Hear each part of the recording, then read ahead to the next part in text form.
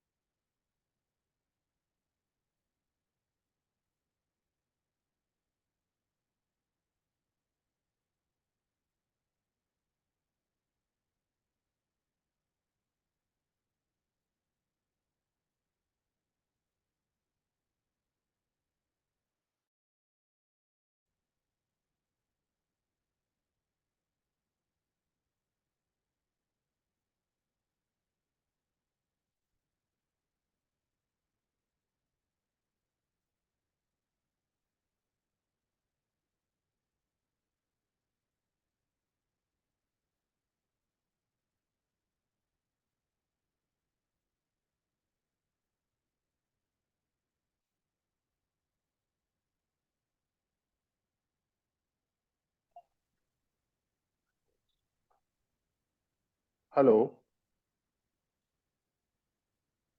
Hello, am I audible? Hello. Yes, sir. Hello. Yes, sir. You are audible.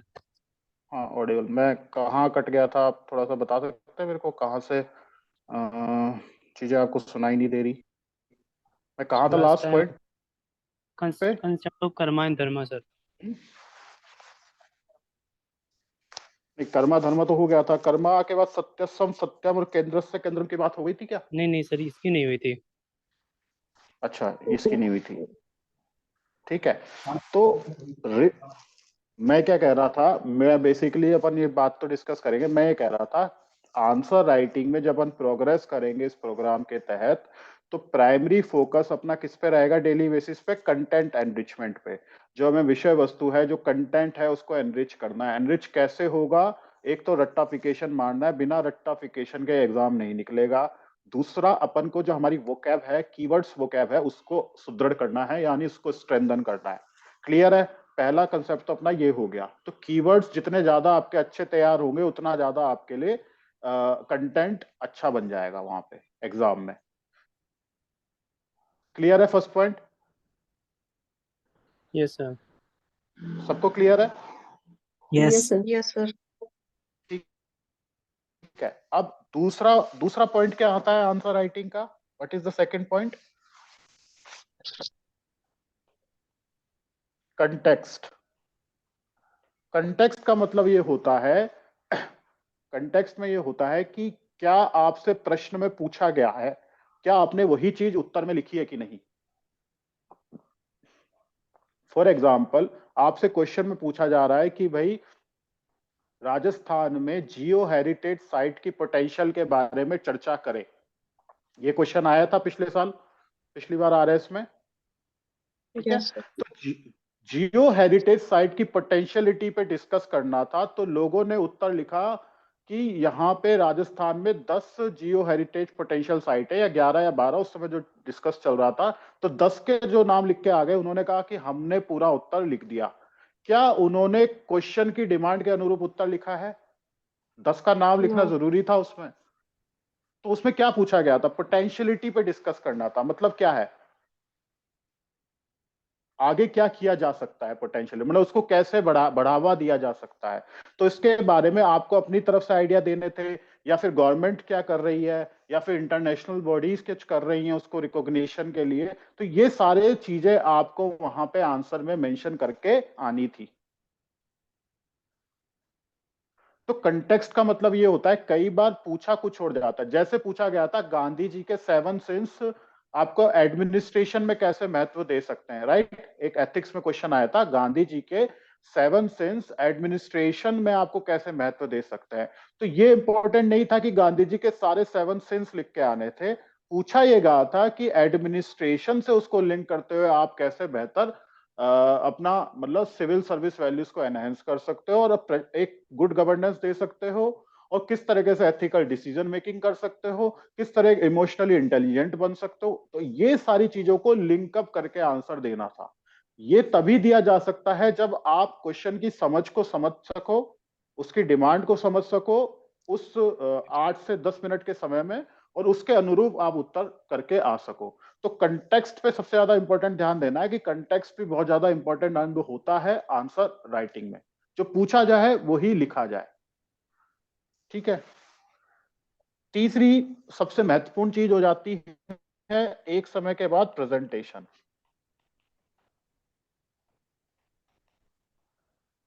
यानी प्रस्तुतिकरण। Presentation यानी कि प्रस्तुतिकरण बहुत ज्यादा इंपॉर्टेंट एस्पेक्ट क्यों हो जाता है? क्यों? जैसे एज एन आपके कैंडिडेट, आपका अल्टीमेट एम क्या है? आपका एम क्या है? मार्क्स लें। मार्क्स कैसे लाओगे? जब आप प्रश्न आइस। वहां पे उत्तर लेखन लिख रहे हो, तो आपका मेन एम क्या है? To make the life of examiner easy.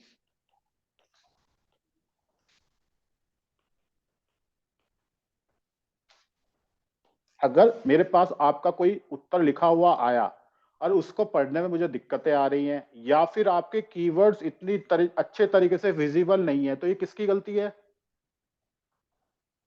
ये गलती होगी कैंडिडेट की, और कैंडिडेट ही सफर करेगा इसमें, एग्जामिनर का कुछ नहीं जाएगा, वो इरिटेट हो जाएगा। तो हमें प्रेजेंटेशन को उस स्तर तक लेके जाना है ताकि एग्जामिनर को बिल्कुल दिक्कत ना आए, वो इजीली तरीके से पढ़ सके। इसका मतलब ये नहीं है कि बहुत तगड़ी लैंग्वेज चाहिए, उसको बहुत पोएट्रिक लैंग्वेज चाहिए ना, उसको कीवर्ड समझ में आनी चाहिए, बिल्कुल सिंपल लैंग्वेज होनी चाहिए, उसको कहीं काटा पीटी ज्यादा नहीं होनी चाहिए, है ना। प्रेजेंटेशन बिल्कुल एक होमोजेनेटिक तरीके से होना चाहिए, स्पेस का इफेक्टिव यूटिलाइजेशन होना चाहिए। तो ये सारे की कंपोनेंट हैं आपके आंसर राइटिंग में, ये इंपॉर्टेंट एस्पेक्ट हो जाता है। कंटेंट ही सर्वे सर्वा नहीं है, जैसे मैंने कहा कंटेंट एक बेसिक आपका ग्राउंड वर्क करता है, लेकिन और भी इंपॉर्टेंट अभिन्न अंग होते हैं आंसर राइटिंग के। कंटेक्स्ट है, फिर तीसरा आपका इंपॉर्टेंट बात हो गया प्रेजेंटेशन। क्लियर है सबको? तो ये तीन एस्पेक्ट पे अपन को वर्क करेंगे over the period of time, जिसमें हम आपकी मार्किंग भी करेंगे, आपको चेक उस पर्टिकुलर पैरामीटर्स पे करेंगे कि कंटेक्स्ट कैसा ही लिखा है, प्रेजेंटेशन पे कैसा है, और कंटेंट कैसा चल रहा है। अगर आपको तीनों में थोड़ा सा इशू है तो सबसे पहले आपको कंटेंट पे वर्क करना है। प्रेजेंटेशन और कंटेक्स्ट आपके साथ साथ हमेशा तभी सुधर सकता है अगर जितनी बार आप आंसर लेखन करेंगे। तो जनरली अमूमन क्या होता है, जो 5 से 10 मतलब केवल 3 से 4% लोग ही ऐसे होते हैं जो आंसर राइटिंग करते हैं। बाकी अधिकतर क्या होता है, कैंडिडेट केवल कोर कंटेंट के रट्टाफिकेशन पे ज्यादा फोकस करते हैं। दैट्स व्हाई उनके सिलेक्शन के चांसेस उतने डिमिनिश होते जाते हैं, क्योंकि वो आंसर राइटिंग के दो महत्वपूर्ण जो पिलर हैं उस पर ध्यान नहीं देते, दैट इज कंटेक्स्ट और प्रेजेंटेशन। क्लियर है? क्लियर है? क्लियर है सबको? Yes sir. तो हमें किस किस चीजों पे फोकस करना है? तीन मेजर चीज पे किस पे फोकस करना है? किस पे फोकस करना है आंसर कंटेंट, राइटिंग में, इस कॉन्टेक्ट, पूरे programme? Presentation, content, context, context presentation. And presentation. ठीक है। आप सभी लोग इन तीन चीजों पर अगर आप कंटिन्यूस वे में अपने आप को कहीं ना कहीं इस पे वर्क करते रहे, हम इस तरह से आपकी कॉपी चेक करते रहेंगे और आपने उस पर रेगुलर इंप्रूवमेंट दिखाया, तो आपका definitely you will do better in the exam. ठीक है। और यही इवॉल्वमेंट मतलब यही डेवलपमेंट होता है किसी भी कैंडिडेट का प्रिपरेशन के दौरान। ठीक है। और आंसर राइटिंग आप कोई भी टेस्ट सीरीज ज्वाइन करो, ये करो, XYZ करो, इन तीन पैरामीटर्स पे अपन को हमेशा वर्क करना चाहिए, irrespective of any test series you join, या आप सेल्फ स्टडी भी कर रहे हो, खुद की एक राइटिंग प्रैक्टिस कर रहे हो, तो इन तीन पैरामीटर पे आपको हमेशा वर्क करना, और इन तीन पैरामीटर पे आपको जज करना है अपनी उसकी तैयारी को। ठीक है। तो ये तो मैं बेसिक बात करना चाहता था आंसर राइटिंग, बिकॉज आप न्यूली ज्वाइन करो प्रोग्राम को, तो थोड़ा सा आपको एक चीज बताने के लिए कि हम किस चीज पे जज करेंगे, और आपको भी किस चीज पे आपको ध्यान रखते हुए वर्क करना है। क्योंकि हर बार हम क्या होता है, हम भी ये गलती करते थे एज एन एस्पिरेंट, कंटेंट पे ज्यादा फोकस करते थे और कंटेक्स्ट और प्रेजेंटेशन पे इतना ज्यादा ध्यान देते नहीं थे। वो सोचते थे ये तो हो ही जाएगा, मतलब इसको टेकन फॉर ग्रांटेड लिया जाता है। और जब हम कॉपी चेक होती आती है मेरी फर्स्ट अटेम्प्ट में, तब हमें पता चलता है कि यार ये भी इंपॉर्टेंट पार्ट था, इसको पहले कैटर करना जरूरी था, वरना हमारा अटेम्प्ट वेस्ट हो जाता है या फिर रैंक नीचे लगती है, बहुत सारी चीजें हो जाती हैं। अगर हम इन चीजों पे वर्क करते हुए चले तो डेफिनेटली हमें अच्छा रिजल्ट मिलने के चांसेस बढ़ जाते हैं। क्लियर है?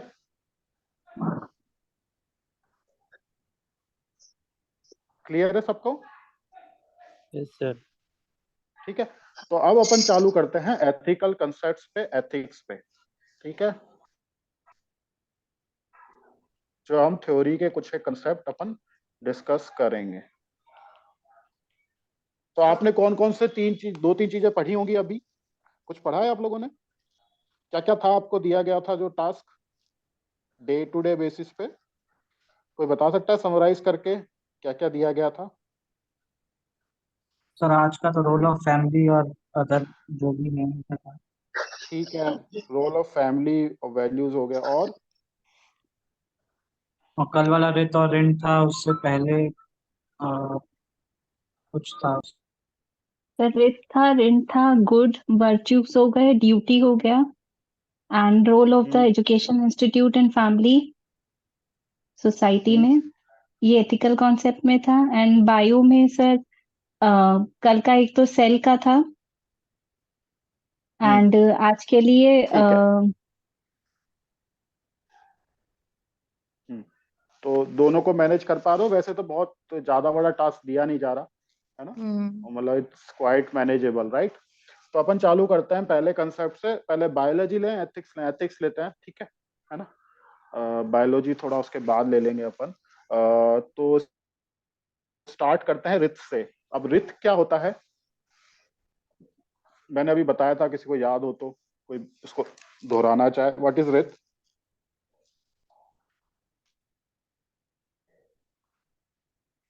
क्या होता है रिथ? आपने कीवर्ड्स बताए थे, right? Yes, sir. Cosmic order, hmm So inviolable Vedic law, government. Vedic concept of karma and dharma. तो देखो, बेसिकली रित क्या होता है? It is an eternal cosmic and moral order. किससे प्रभावित? ये हमारे हिंदुइज्म की वैदिक फिलॉसफी से, ठीक है? मतलब शाश्वत, लौकिक एवं नैतिक व्यवस्था है। क्या मतलब हुआ इसका? बेसिकली रित वैदिक फिलॉसफी में ये कहता है कि ब्रह्मांड में कुछ भी अगर हो रहा है ना, ब्रह्मांड में कुछ भी हो रहा है ना, तो वो एक ऑर्डर की वजह से हो रहा है। एक सब कुछ, एक पूरा गैलेक्सी, पूरा ब्रह्मांड, पूरा एक यूनिवर्स एक किस पे चल रहा है? एक सिद्धांत पे चल रहा है। सब अपना अपना काम कर रहे हैं और एक व्यवस्था बनी है ऑर्डर पे। जैसे ओशन का, नदी का काम है बहना, ठीक है? ओशन का काम है एक्सेस पानी को लेना, ठीक है? सूरज का काम है सबको क्या देना? तपिश देना। धरती को जो भी है वो एक काम कर रहा है। धरती का काम है अनाज को पैदा कर रहा है। मतलब जो भी एक सारा है कॉस्मिक ऑर्डर में चल रहा है। तो वैदिक फिलोसफी कर रहा है कि एक भगवान से भी ऊपर एक ऑर्डर में एक व्यवस्था चल रही है। गुड से भी ऊपर एक कॉस्मिक ऑर्डर है, एक ऑर्डर एक चल रहा है, एक व्यवस्था ऐसी चल रही है जिसको वॉयलेट नहीं किया जा सकता। भाई जिसने ये काम करना अगर बंद कर दिया तो हालत बहुत खराब हो जाएगी। जैसे सन ने अगर एक दिन भी उगना बंद कर दिया तो क्या हो जाएगा? ठीक है? अगर नदियों ने बहना बंद कर दिया तो क्या हो जाएगा? ठीक है? तो उस तरीके से अगर हम सोच रहे हैं, ये नेचुरल सिस्टम में जो भी वर्ल्ड ऑर्डर में कुछ भी एक चल रहा है, वर्ल्ड ऑर्डर तो बहुत छोटा है, एक यूनिवर्स, एक पूरा सार्वभौमिक अगर हम एक कंसेप्ट देखें, तो वर्ल्ड ऑर्डर में एक एक ऐसी व्यवस्था चल रही है जिसमें सब बड़ी बड़ी सेलेस्टियल बॉडीज, बड़े बड़े प्लैनेट्स, गैलेक्सीज, एक पूरा ब्रह्मांड एक एक ऑर्डरली व्यवस्था में कार्य कर रहा है। इस ऑर्डरली व्यवस्था में कहीं अनवरत रूप से जो कार्य करने की व्यवस्था, ये रित है, ठीक है?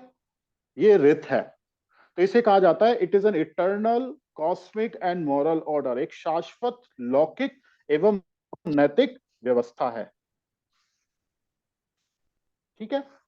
इसके बारे में एक और चीज कही है कि ये सेंटर ऑफ सेंटर है और truth Truth of of truth. truth.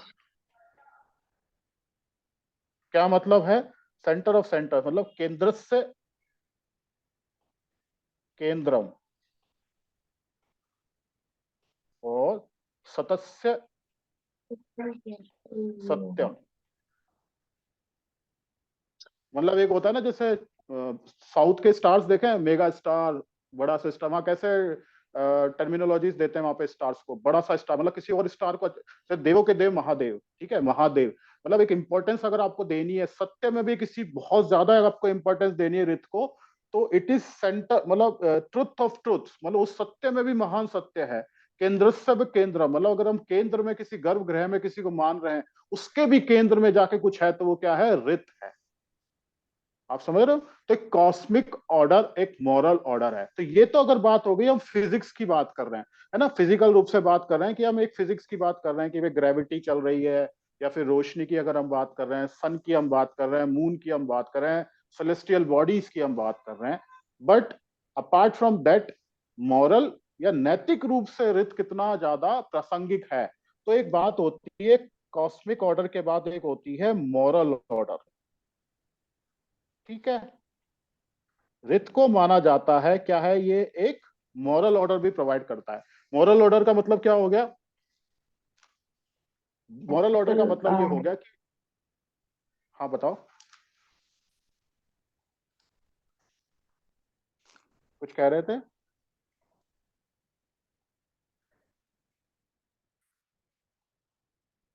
Hello, am I audible? अभी कनेक्शन तो है ना? Yes, sir, audible. हाँ, Yes, sir. तो इसी तरीके से एक फिजिकल प्रेजेंस की बजाय नैतिक रूप से एक मॉरल ऑर्डर भी है रित का। वो ये कहता है कि सब कुछ एक राइट कंडक्ट में होना चाहिए। अगर हम राइट कंडक्ट में बिहेव करेंगे तो सब कुछ सही तरीके से होगा। फॉर एग्जाम्पल, ट्रैफिक व्यवस्था है, ट्रैफिक व्यवस्था में अपन कहाँ चलते हैं? यहाँ के रूल्स क्या कहते हैं? लेफ्ट में ना, और ये राइट में। ट्रैफिक में अपन लेफ्ट में चल रहे हैं ना, एक लेफ्ट मेंटेन करके रखते हैं अपन, हेलमेट पहन के चलते हैं। अगर हम वो ऑर्डर को फॉलो करते हैं तो सबके लिए बेहतर होगा। अगर किसी इनमें से किसी ने 20% लोगों ने भी स्थिति खराब कर दी तो क्या हो जाएगा? क्या हो जाएगा? पूरी व्यवस्था गड़बड़ा जाएगी। हाँ, कैओस हो जाएगा, कैओस हो जाएगा, डिसऑर्डर हो जाएगा, व्यवस्था चरमरा जाएगी। तो कहा जाता है अगर हमें रित के अकॉर्डिंग चीजें करेंगे, रित के अकॉर्डिंग कोई भी समाज में चीजें करेंगे तो चीजें ऑर्डरली होंगी, और जो हमारे एक्शंस होंगे, जो हमारे कृत्य होंगे, वो भी सही होंगे।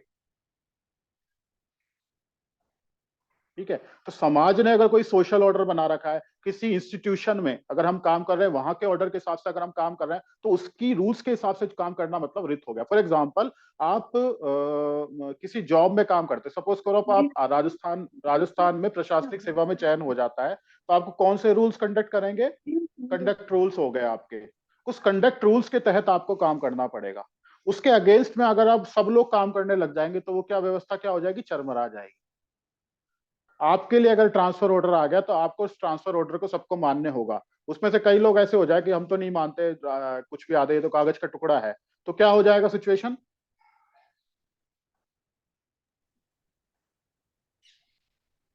अव्यवस्था हो जाएगी इसकी। अव्यवस्था हो जाएगी। तो उस अव्यवस्था को क्या कहते हैं? अनरथ कहते हैं। इस व्यवस्था को ऑर्डर, कैओटिक सिचुएशन। और जनरली कौन आदमी करता है? जो आदमी बहुत अपने पैशन से डिसीजन लेता है, पैशनेट होकर डिसीजन लेता है, मतलब जल्दबाजी में डिसीजन ले रहा है या इमोशंस को हावी होकर डिसीजन ले रहा है, सोच समझ के अगर कोई डिसीजन नहीं ले रहा, पैशनेट होकर कोई निर्णय अगर ले रहा है कोई भी सिचुएशन में, तो वो अनरत वाली सिचुएशन क्रिएट की जा सकती है। तो रित को एडमिनिस्ट्रेशन से इस तरीके से जोड़ के लिखा जा सकता है कि जो भी प्रशासन में जो भी चीजें हो रही है वो एक ऑर्डरली व्यवस्था के लिए हो रही है। इसके लिए हमारे पास कई सारे चीजें दी गई हैं। सपोज करो आपके पास संविधान है, संविधान के तहत आपको चलना है, या फिर आप कह सकते हो आपको किसी एक्ट के माध्यम से, यानी कोई कानून के अनुरूप चलना है, या फिर आपकी कोई नियम बनी हुई है, या फिर जैसे कंडक्ट रूल्स बने हैं तो नियम के अनुसार आपको चलना है। ठीक है, या फिर आपके कोई कन्वेंशन बनी हुई है। कन्वेंशन मतलब क्या होती है? कन्वेंशन मतलब क्या होती है? जनरली वो कहीं नहीं लिखी होती, पर पहले पीढ़ी दर पीढ़ी उसको फॉलो किया जा रहा है। ठीक है, तो आपके क्या क्या हो गए गाइडिंग प्रिंसिपल? क्या हो गए? कॉन्स्टिट्यूशन यानी कि संविधान, आपका हो गया एक्ट यानी कि कानून, आपके हो गए रूल्स एंड रेगुलेशन यानी कि नियम, फिर आपके होते हैं कन्वेंशन। ठीक है, ये तीन चीजें आपको कैसे क्या कर रही हैं? आपको गाइड करती हैं आपके बिहेवियर को। आप इनको अगर फॉलो करते जाते हो तो आप रित की कंडीशन को फुलफिल कर रहे हो। अगर आप इनकी कंडीशन को फुलफिल नहीं कर रहे तो अनरत की सिचुएशन पैदा हो सकती है, यानी कि chaotic सिचुएशन पैदा हो सकती है, which is not good for the administration, also not good for yourself, और आपके लिए भी अच्छा नहीं है और गवर्नेंस के लिए भी अच्छा नहीं है। इसलिए इसकी उपयोगिता ज्यादा है। ठीक है,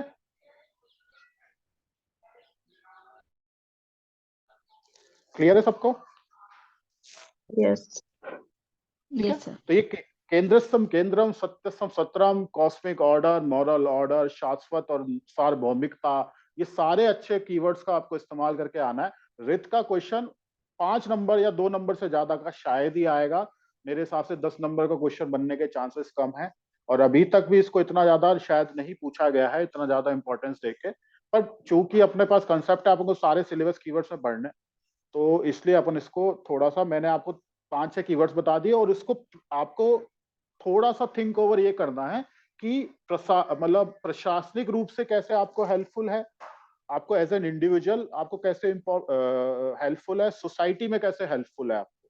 तो आप नॉर्मल भी सोचते रहोगे तो हर चीजों में कहीं ना कहीं आप रित को अप्लाई कर सकते हो। ठीक है, क्लियर है? तो ये तो हो गया अपना पहला कंसेप्ट हो गया रित का। अब अपन चलते हैं दूसरा कंसेप्ट, यानी कि ऋण का। ये तो बहुत सिंपल था। ऋण का कंसेप्ट तो शायद आप लोगों को सबको समझ में आ गया होगा। तो कोई बताना चाहेगा ऋण का कंसेप्ट क्या है? हुँ?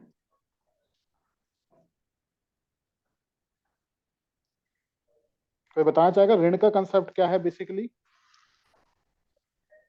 एनीवन? It's very easy. ऋण का कंसेप्ट, ऋण क्या होता है बेसिकली? ऋण तो अपन सुनते आ रहे हैं बचपन से। व्हाट इज ऋण? ये डेप्थ है फॉर विच फिजिकल एग्जिस्टेंस के लिए अपने पेरेंट्स के, एंसेस्टर के प्रति, या टीचर्स के प्रति, या गॉड के प्रति। तो मतलब ये दी क्यों गई होगी, ऋण व्यवस्था दी क्यों गई होगी? मतलब हिंदू वैदिक फिलॉसफी में या हिंदुइज्म में ऋण का क्यों बार बार चर्चा हो रही है? सोशल ऑर्डर, सोशल ऑर्डर क्या? सोशल ऑर्डर से हारमोनी बनी रहे। व्हाट? हाँ ठीक है, हार्मनी हार्मोनी, बनी रहे, हार्मनी। बिल्कुल हार्मोनी बनी रहे। और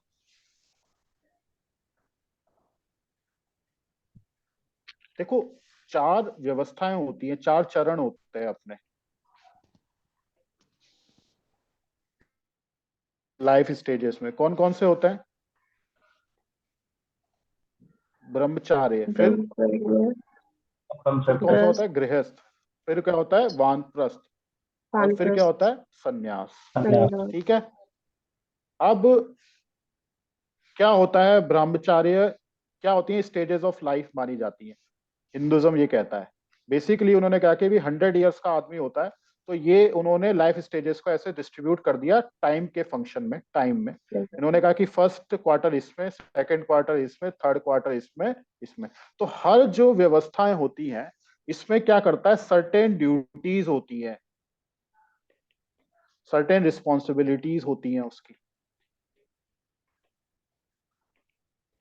ठीक है, ये ड्यूटीज और रिस्पॉन्सिबिलिटी क्यों होते हैं? क्योंकि उसको ऋण फुलफिल करना है।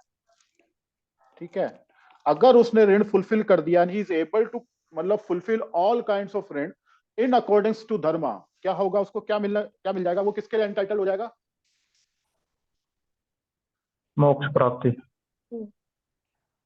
मोक्ष प्राप्ति। Very good.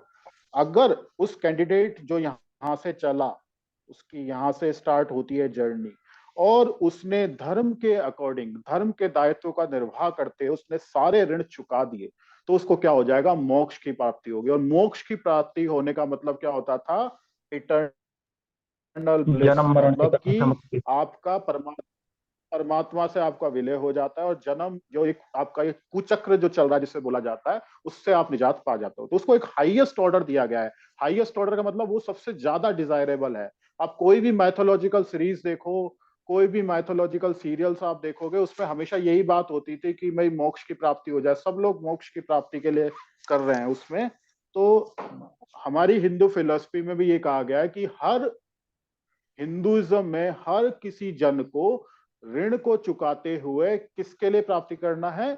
उसकी डिमांड क्या है? कि वो मोक्ष प्राप्ति करे, मतलब कि वो परिणामवादी हो रहा है, परिणामवादी होके वो किसकी मांग कर रहा है? मोक्ष पाने की। तो ऋण ट्रेडिशन बेसिकली एक जरिया है ताकि आप बेहतर जिंदगी चलो। अगर किसी ने ऋण ट्रेडिशन फुलफिल किया तो वो कैसा आदमी होगा? वो किसके अकॉर्डिंग चला होगा?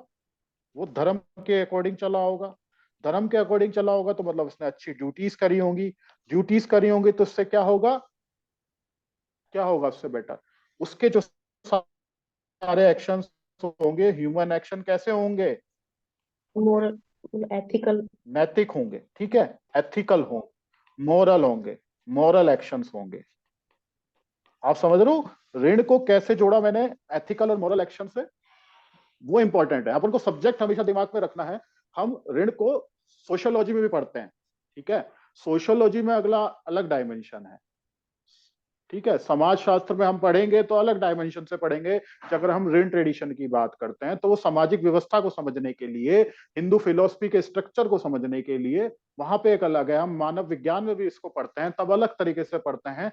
लेकिन यहाँ पे हम कहने की ऋण ट्रेडिशन केवल एक जरिया है ताकि ह्यूमन एक धर्म के अकॉर्डिंग काम कर सके, और उस धर्म के अकॉर्डिंग काम करने से क्या होगा, जो भी वो एक्शन करेगा वो बेटर तरीके से एक्शन कर पाएगा, इसलिए इनको रखा गया है। बाकी चीजें आपने जो पढ़ी होंगी कि देव ऋण और आपका ऋषि ऋण, आपका पितृ ऋण, दैट इज कंटेंट वाला पार्ट है, ठीक है। वो पार्ट से आपको वो एग्जाम में इस तरीके से नहीं पूछा जाएगा कि ऋण बता दो, टाइप ऑफ ऋण, फिर वो तो समाज शास्त्र का आंसर क्वेश्चन हो गया। जब हम एथिक्स की बात करते हैं तो ऋण आपका एथिक्स की बात ये होती है, अल्टीमेट एम क्या है एथिक्स पढ़ने का, अपन क्यों पढ़ रहे हैं एथिक्स, क्या समझा रहा है अपन को?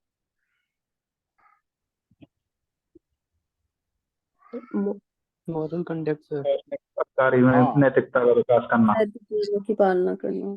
नैतिक नैतिक कर्तव्यों की पालना करना, और हमारी जो क्रियाएं हैं, मतलब जो हमारे एक्शंस हैं, हमारे जो कर्म होंगे वो एथिकल हों, मतलब, और एक ये समझना कि क्या सही है और क्या गलत है। तीसरी चीज ये है कि कोई भी एथिकल डिलेमा हो तो उससे कैसे निजात पा सकें। तो ऋत और ऋण की अगर हम बात करते हैं तो ऋण ट्रेडिशन में हमें ये समझना होगा कि हमारे जो भी एक्शंस रहेंगे वो धर्म के अकॉर्डिंग हो, सेकेंडली धर्म के अकॉर्डिंग के साथ साथ कैसे हो, इस तरीके से हो ताकि हम अपने डेप्ट को हमेशा याद रखें कि हमारी सर्टेन रिस्पॉन्सिबिलिटी है। फॉर एग्जाम्पल गांधी जी का ट्रस्टीशिप मॉडल क्या है?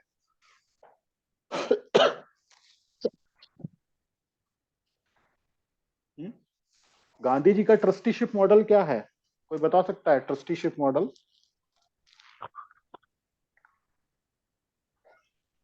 What exactly is trusteeship model? Sir आर्थिक दर्शन है, जो समाज से मिला है उसका ऋण ही चुकाना होता है। और कोई बताना चाहेगा? मेनली सर ये बौद्ध धर्म के अपरिग्रह से रिलेटेड है कि जो मतलब व्यक्ति कमाता है उसको उतना करना चाहिए जितना कि वो उसके काबिल है, बाकी जो बच्चे समाज कल्याण के लिए देना चाहिए। बिल्कुल, ये एक पार्ट हो गया इसकी तरीके से। बेसिकली यही है कि जो वेल्थ और प्रॉस्पेरिटी इंडस्ट्रियल और बिजनेस कमा रहे हैं या फिर जो एसेट्स वो बना रहे हैं वो उसकी पर्सनल बिलोंगिंग नहीं है, वो कहीं ना कहीं दूसरों का इस्तेमाल करके उसने यूज करी है। तो वो जितना उसके लायक है या जितना उसमें उसका मतलब एक सम्मान रूप से उसका निर्वाह हो रहा है, उसको बढ़ावा उसको एज ए ट्रस्टीशिप की तरह रखना चाहिए और दूसरों को पास ऑन कर देना चाहिए, मतलब समाज को वापस दे देना चाहिए। तो उसको बिजनेस इस हिसाब से करना चाहिए, ट्रस्टीशिप मॉडल के हिसाब से। मतलब गांधी जी का ये था कि हमको केवल सेल्फ डेवलपमेंट या फिर प्रॉफिट मैक्सिमाइजेशन की तरफ नहीं, एक स्टेक होल्डर अप्रोच की तरफ करना चाहिए। उसकी बात भी अपन आगे करेंगे, पर बेसिकली ये है कि धर्म और के अकॉर्डिंग हम काम करें, इसलिए ऋण ट्रेडिशन का काम है। इसमें विभिन्न प्रकार के ऋण है जो हम बात करते हैं, पितृ ऋण हो गया, आपका ऋषि ऋण हो गया, आपका देव ऋण हो गया। तो विभिन्न प्रकार के ऋण है। उन ऋण से हमारे से क्या होती है, सबसे पहले हमारे पास रिस्पॉन्सिबिलिटीज आती है, रिस्पॉन्सिबिलिटी आती है, सेंस ऑफ ड्यूटी आती है। सेंस ऑफ ड्यूटी आने की वजह से हम क्या करते हैं, केयर गिविंग बढ़ते हैं और हमारे में कई वर्च्यूज डेवलप होते हैं।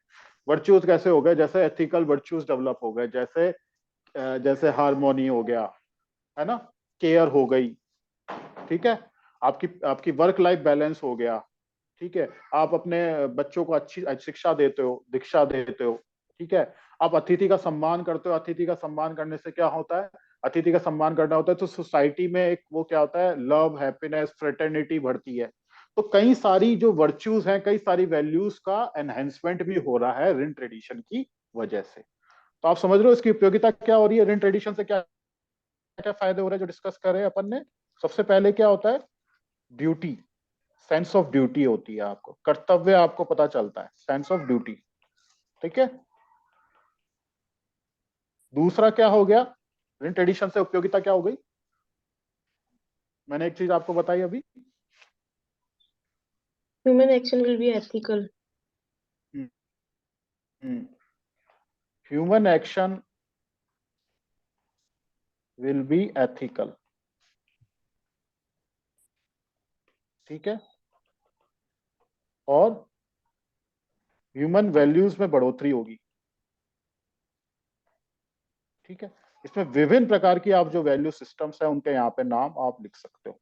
विभिन्न वैल्यूज जो आप सोच सकते हो आपके दिमाग में आएंगी कि विभिन्न प्रकार की जो वैल्यूज है वो। अब आप बात करो प्रशासन में, इसके बारे में अपन क्या लिख सकते हैं? प्रशासन में अगर हम बात करें ऋण ट्रेडिशन में क्या क्या लिखा जा सकता है? What exactly we can think of प्रशासन में ऋण में कोई सोच पा रहा है? प्रशासन में किस तरह का ऋण है? पर्टिकुलरली देव ऋण में तो जैसे देवस्थान विभाग वगैरह चल रहा है तो वो कार्य करता है इसके लिए। देवस्थान विभाग से रिलेटेड जो भी स्कीम है वो उनका इम्प्लीमेंटेशन होता है प्रशासन में। देखो अब ये तो बहुत ही ज्यादा स्पेसिफिक हो गया, मतलब देवस्थान विभाग से हम जोड़ के क्यों लिखे हैं इसको? मतलब generalise irrespective of any services, for example whether you are in police service or commercial service, you have certain duties to fulfill, right? वो ड्यूटीज तो सबके लिए सार्वभौमिक होंगी ना, वो ड्यूटीज की बात करो। देवस्थान वाले की तो बहुत ही जनरल हो गया, स्पेसिफिक, और उसको आप जनरलाइज भी नहीं कर सकते। एथिक्स का सबसे पहला नियम ही यही है कि वो सार्वभौमिक होता है। तो एडमिनिस्ट्रेशन में बात करो आप किस तरीके से उसको कर सकते हो? Sir, नहीं, ऐसे वेतन और जैसे सोशल हार्मनी, हाँ, सोशल हार्मनी स्टैब्लिश करने में ठीक है, सोशल हार्मनी कर सकते हैं, पर हाउ इन एडमिनिस्ट्रेशन? आप you are sitting in office, आप गवर्न कर रहे हो ऑफिस को, उसको कैसे? सर अंत्योदय इसका एक है ना, हेलो सर, हाँ हाँ, इसका एक बताइए अच्छा सा बताइए। एग्जांपल ये हो सकता है कि जो वर्तमान में जैसे अभी जन सुनवाइयां चल रही हैं और जो हम्म जन अभियोग निराकरण समिति की मीटिंग्स होती है, तो हम्म उसके माध्यम से हम एक ऑफिसर्स की क्या भूमिका रहती है कि वो अपनी ड्यूटीज को उसके माध्यम से अच्छे से निभा सकता है। वो आम जन तक सीधी पहुंच होती है कि आम जन उस मीटिंग में आता है तो वो ऋण चुका सकता है एज उसकी परिवेदना को सुन के। ठीक है, तो मतलब अगर हाँ, तो ये आपने जो बताया that is good, that is tool हो गया। बट उससे क्या हुआ, उसने out of the box solution की हम बात कर सकते हैं, है ना? वो इनोवेटिव वेज बनाएगा, जैसे इनोवेटिव वेज बनाएगा ताकि जनता की समस्या को निराकरण कर सके। अब जनता की समस्या को निवारण करने के लिए वो क्या करेगा, जो आपने दो टूल बताए कि त्रिस्तरीय जन सुनवाइयां हो रही हैं, ठीक है, त्रिस्तरीय जन सुनवाइयां हो रही हैं, फिर आपकी संपर्क पोर्टल आपका हो गया, तो विभिन्न विभिन्न प्रकार की आपकी जन सुनवाइयां जो हो रही हैं, ये टूल हो गया। पर out of the box solution से आई ना, एक सेंस ऑफ ड्यूटी से आई, तो out of the box solution ढूंढता है आदमी। ठीक है, और दूसरा कोई? ये अच्छा था, गुड। और और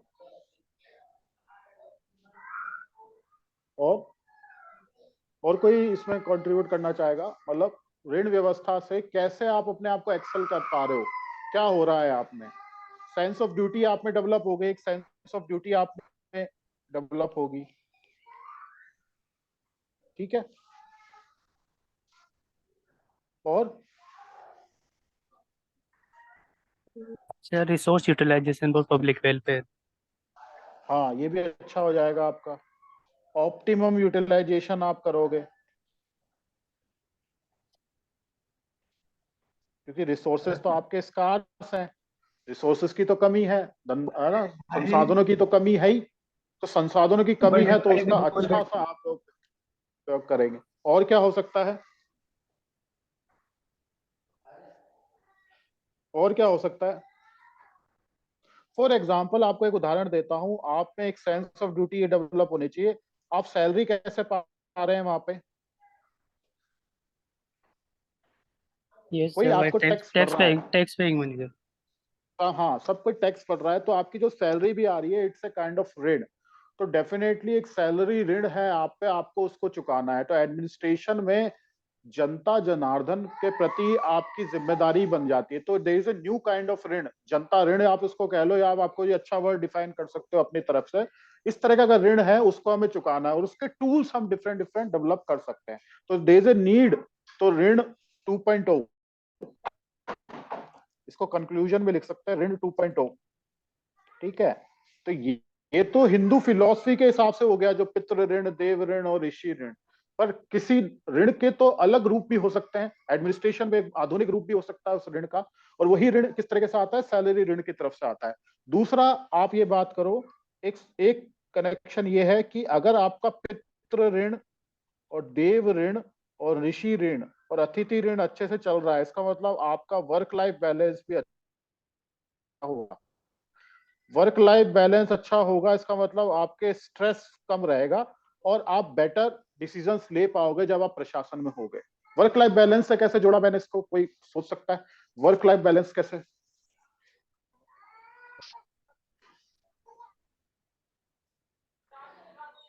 वर्क लाइफ बैलेंस से मैंने इसको ऐसे जोड़ा जैसे उसका कौन सा ऋण होता है, पितृ ऋण होता है। पितृ ऋण से क्या होता है उसका, पितृ ऋण होता क्या है बेसिकली? हाँ, पितृ ऋण क्या होता है? So debt towards parents, ancestors. ठीक है, उसमें क्या होता है बेसिकली, वो कैसे फुलफिल किया जाता है, उसकी प्रक्रिया क्या है? So first one is to serve the parents and to ठीक have है, children's. हाँ, To चिल्ड्रंस pay. को बेटर तरीके, चिल्ड्रंस को आप बेटर तरीके से टेक केयर करते हो तो हिंदू फिलोसफी के हिसाब से माना जाता है कि आपने एंसेस्टर को एक ऋण चुका दिया। आप समझ रहे हो, आपने क्या किया, एक तो प्रोक्रिएट किया, आगे आपने जनरेशन को बढ़ाया, उसको एक बेहतर एक क्या कहते हैं उसको, मतलब शिक्षा दीक्षा जो भी है आपने दी, उसको बेटर कल्चरल एक उसका कल्चराइजेशन आपने किया, उससे वो बेहतर होता गया। ठीक है ना? तो उस चीज को ऋण माना जाता है कि उसको ऋण चुकाने के लिए आप ये कर लीजिए। तो अगर आप ये चीजें अगर आप अच्छी कर रहे हो, फैमिली के प्रति थोड़ा सा समर्पित हो, तो आप क्या कर रहे हो, वर्क लाइफ बैलेंस मेंटेन कर रहे हो। वर्क लाइफ बैलेंस जब आप मेंटेन करोगे तो आपकी जो एथिक्स इन पब्लिक लाइफ है और प्राइवेट लाइफ है, दोनों बेटर तरीके से आप उसको कैटर करोगे। जब दोनों चीजें बेटर कैटर करोगे तो आप स्ट्रेस फ्री रहोगे। स्ट्रेस फ्री रहोगे तो आप क्या करोगे, बेटर डिसीजंस लोगे, एथिकल डिसीजंस लोगे, आपका कंडक्ट अच्छा बढ़ेगा, आपकी प्रोडक्टिविटी इंक्रीज होगी और आप बेटर एडमिनिस्ट्रेटर बनोगे। आप समझ रहे हो मैंने कैसे लिंक करा चीजों को? Yes, sir. हाँ, मैंने कैसे लिंक करा, सबसे पहले क्या, एक आपकी ह्यूमन चेन बनती है, इसको साइक्लिकल अपन समझ सकते हैं। सबसे पहले क्या होगा कि आपका हो गया पितृ ऋण। ठीक है, अगर अगर ऋण, तो क्या होगा, आपका ऋण वेल पेड, अगर आपने डेब्ट अच्छे से उसको पे कर दिया तो आपका क्या हो गया, वर्क लाइफ बैलेंस बेटर हो गया।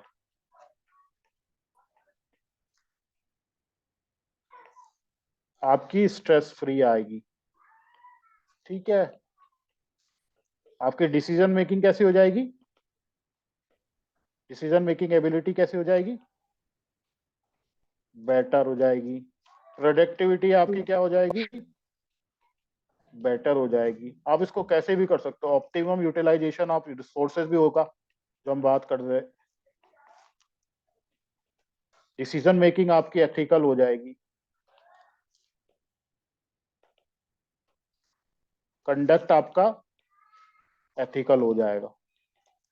तो चूंकि आपने पितृ ऋण अच्छे से चुकाया, तो ये सारी चीजें आपकी सर्कुलर लाइफ में होते होते अल्टीमेटली आपके एज एन एडमिनिस्ट्रेटर आपको हेल्प कर रही हैं कि डिसीजन मेकिंग आपकी बेटर हो रही है। आप एथिक्स में हमेशा दो चीजों से हमेशा समझने की कोशिश करो, एक अगर आप करते हो, एक अगर आप ना करो। अगर आप पितृ ऋण ना फुलफिल करो तो क्या होगा, if you don't follow this path, आप पितृ ऋण वेल पेड नहीं करते, पितृ ऋण आप नहीं चुकाते, तो क्या होगा, आप इसी प्रोसेस के, तो क्या होगा, स्ट्रेस वर्क आएगा, लाइफ में बैलेंस रहेगा या इम्बैलेंस हो जाएगी, इम्बैलेंस। Imbalance. इम्बैलेंस आ जाएगा। स्ट्रेस फ्री होगा या स्ट्रेसफुल हो जाएगा आदमी, तो भाई घर से भी ताने सुनेगा, फैमिली से भी सुन रहा है, इधर के भी स्ट्रेस हैं, एथिक्स के प्राइवेट लाइफ भी मैनेज नहीं हो पा रही, पब्लिक लाइफ भी, तो स्ट्रेस हो जाएगा।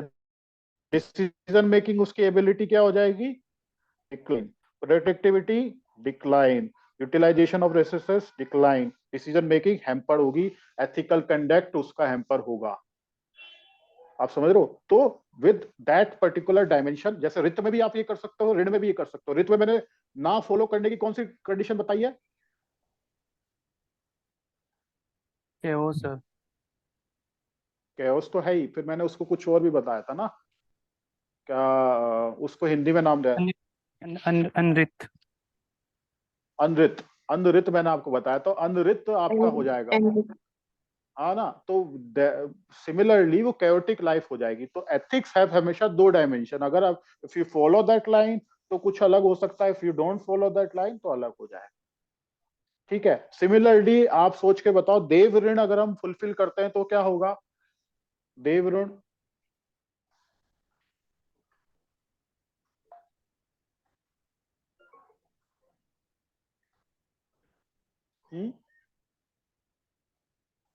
बताओ बताओ। नेचर का एक्सप्लॉइटेशन कम हो जाएगा। बहुत बढ़िया, ये अच्छा सोच रहे। देव ऋण, क्योंकि हम नेचुरल ऑर्डर में सबको भगवान मानते हैं, तो बहुत अच्छा। आप सस्टेनेबल डेवलपमेंट, सतत उसकी विकास की राह पे निकलेंगे। एनवायरनमेंट के प्रति आप जागरूक बनेंगे, एक डायमेंशन बहुत अच्छा है आपका। और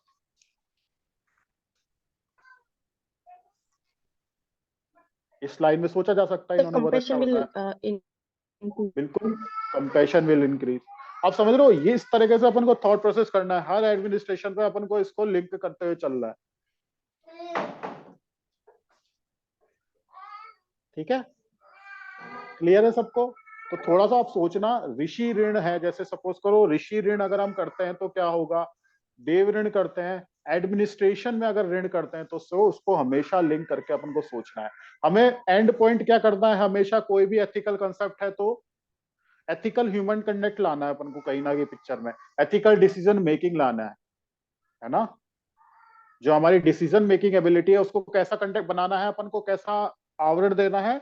नैतिकता का। नैतिकता का उसको आवरण देना है। जो हमारी डिसीजन मेकिंग है उसको नैतिक बनाना है। उसको नैतिक बनाने में जो सारे कंसेप्ट हम पढ़ रहे हैं उसको लिंक करते हुए चलना है। अब लिंक आप किसी भी तरीके से करोगे ना, कोई इसका एब्सोल्यूट तरीका नहीं है। जो मैंने बताया जरूरी नहीं है एब्सोल्यूट है, तो मैंने अभी सोचा, मतलब मैं एग्जाम में शायद कुछ और लिख दूं, आप कुछ भी सोच सकते हो, that is practical approach. But यही चीज हमें को इंटीग्रेट करके वहां पे लिखनी है एग्जाम में, कि हाउ थिंग्स कैसे फोल्ड होती हैं वहां पे, कि भाई चीजों को एक्स से लेकर अपन को वाई ले जाना है, तो एथिकल कंडक्ट ही बनाना है। That is ultimate aim, right.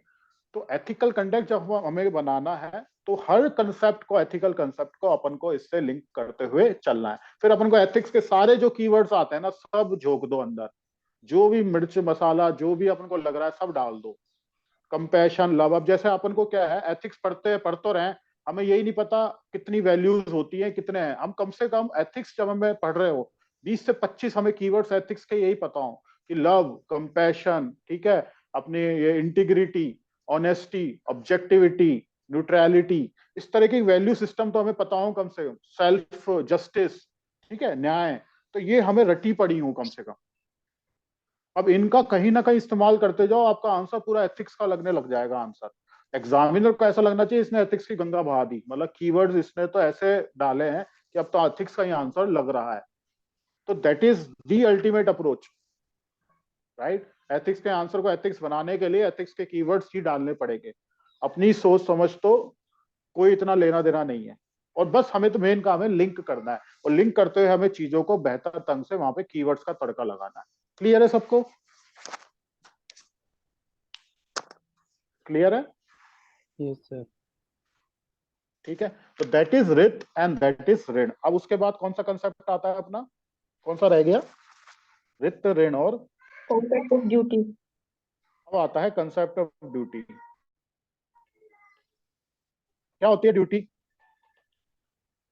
Duty को हिंदी में क्या कहते हैं? कर्तव्य। दायित्व, कर्तव्य। कर्तव्य, कर्तव्य। क्या होता है ड्यूटी?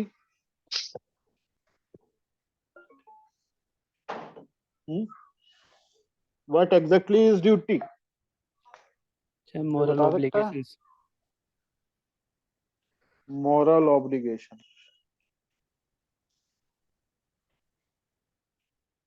क्या होते हैं मोरल ऑब्लिगेशन?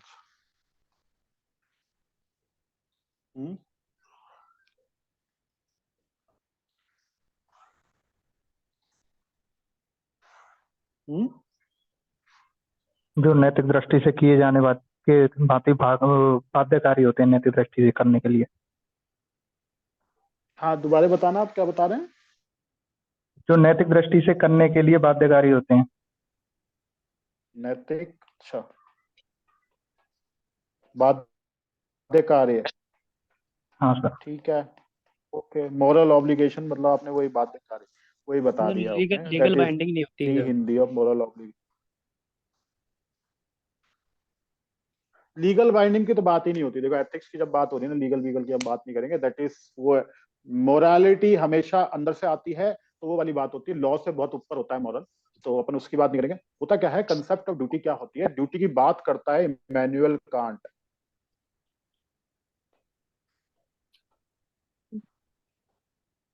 अब कांट भाई साहब क्या कहते हैं, कांट भाई साहब कहते हैं कि एथिकल एक्शन सही होगा या गलत होगा, कि कैसे कौन निर्धारण करेगा।